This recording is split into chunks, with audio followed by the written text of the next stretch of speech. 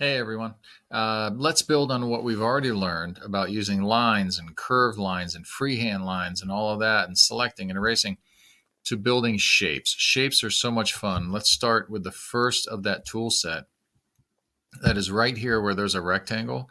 And it doesn't mean that it's a rectangle tool set. It means that it's a shapes tool set, but the first one that you happen to see is a rectangle. Anything with this tiny little triangle here next to a tool means that it's a tool set of a variety of those tools that perform somewhat of the basic function. So the first one is a rectangle tool.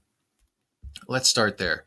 Depending on where you are in this environment, it's going to yield different outcomes. Like if I'm really low to the ground and I try to draw a rectangle that's on the ground, this program, SketchUp, is only going to think that I must surely want that rectangle up on the y-axis because I'm so low to the ground. There's no way to determine where I'm going to put it flat relative to my head being on the grass like this. So if I go higher in the air, it's likely going to be very hard for it to figure out how to draw a rectangle that actually comes up at me from some point down there somewhere. So depending on where you are, where you orbit and you pan, will yield different outcomes. And look for this. As you're going to draw your rectangle and you're in the rectangle tool, left click your mouse, preferably use a mouse, left click and pull it across. And if it looks like it's down on the axis, that's all well and good. But what if you did want it up in the air and you're still holding this? If you go above the point that you started, at some point it's going to take it off the ground and give you somewhat of a vertical rectangle, and it turns kind of greenish.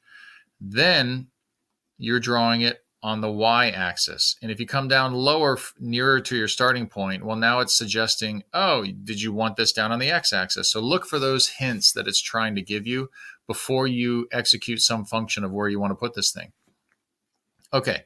And be sure to look at that bottom here. This bottom right corner of your screen has the dimensions of the shape that you're building. So the rectangle is listed as like, this says 3 feet 6 and something inches, comma 5 and 5 feet 2 1/4 inch.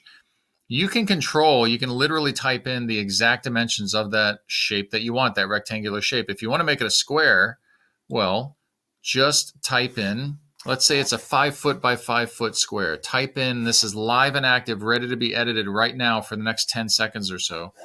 So if I keep talking, it's going to time out. Type in 5 apostrophe for feet, comma, to change the dimensions going from X to Y, as it were. But in this case, it's like X to Z. 5 feet by 5 feet, that's 5 apostrophe, comma, 5 apostrophe, enter. And you'll make something that looks like, depending on where you are, you're like, that's not a square, that's a rectangle. Well, orbit over the top and you'll see that it's actually the dimensions that you typed in. It's so cool. So you start to really control and command this environment. A 5 foot by 5 foot square. Well, now try to draw a 5 foot by 10 foot rectangle, and you'll see that it's clearly a rectangle after you draw it. So left click, pull out another one, wait for it to be down on the x-axis, and look for the dimensions. Right now, mine says dimensions 9 feet and 1/4 inch, comma, by 2 feet 9 5/16 inch. So I know that the one coming closer to me, the edge coming closer to me down the sides, is actually the shorter edge. So if I wanted it to be facing that way, I would type it in like this. But if I wanted to turn that rectangle coming toward me, longer toward me, I would reverse those. So 9 is the longer number at first and 2 is the smaller number. I would then, if I wanted it coming this way, I would type in the shorter number first. So I'll let go and I'll type in like 2 feet by 9 feet just for kicks. 2 apostrophe, comma, 9 apostrophe. Now I have a 2 foot by 9 foot rectangle, enter, and it'll flip it this way.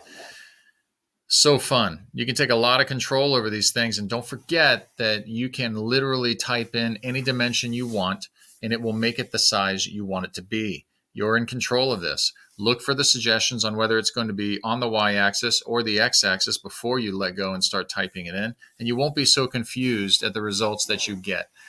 I'll see you at the next tutorial for circles.